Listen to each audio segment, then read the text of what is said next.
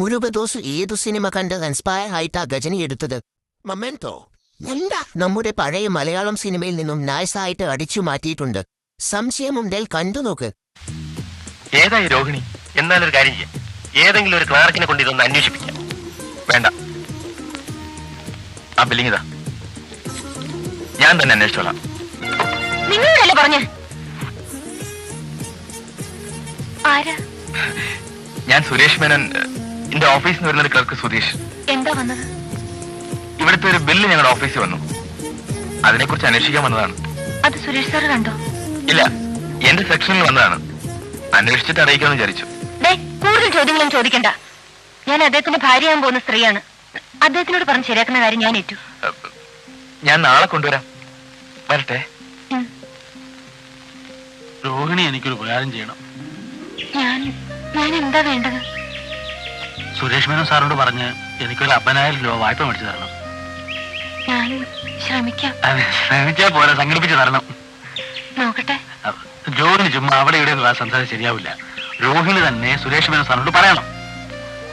പറയാം. അത് മതി. എനിക്ക് അല്പം സംസാരിക്കാനുണ്ട്.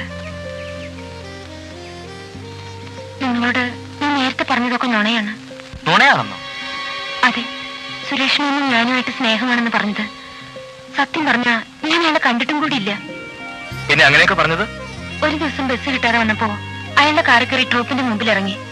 അന്ന് തുടങ്ങിയത് എന്റെ കഷ്ടകാലം. വിഷമിക്കണ്ട, എന്തെങ്കിലും ഒരു മാർഗം കണ്ടുപിടിക്കാം. എങ്ങനെ? ഇവരാരും സുരേഷ് മേനോനെ കണ്ടിട്ടില്ല. ഞാൻ സുരേഷ് മേനോനായിട്ട് അഭിനയിക്കാം.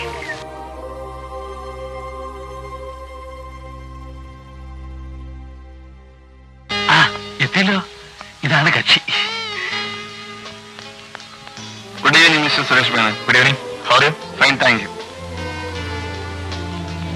ഇതെന്താ എല്ലാവരും സുരേഷ് മേനോൻ സുരേഷ് മേനോൻ എന്ന് വിളിക്കുന്നത്?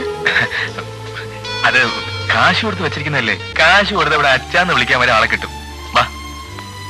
നമസ്കാരം. ഇതാണ് എന്റെ മാഷ്. രീതിക്കാട്ട് ചെലപ്പം പിള്ള. ഹലോ. ഒരു കാര്യം ഉണർത്തിക്കാനാണ് ഇടം വന്നത്. എന്താ പറഞ്ഞോളൂ.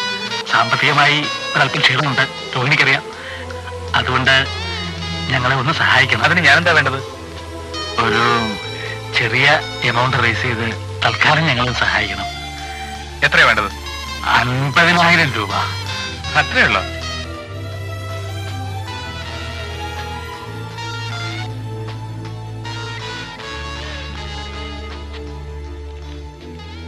$50,000 ചോദിച്ചത്. ഇരട്ടിയുണ്ട്. അതോ 1 ലക്ഷം? പറ്റിച്ച് ജീവിക്കുന്നവരെ പറ്റിച്ച് ജീവിക്കുന്നവരാ പുല്ല.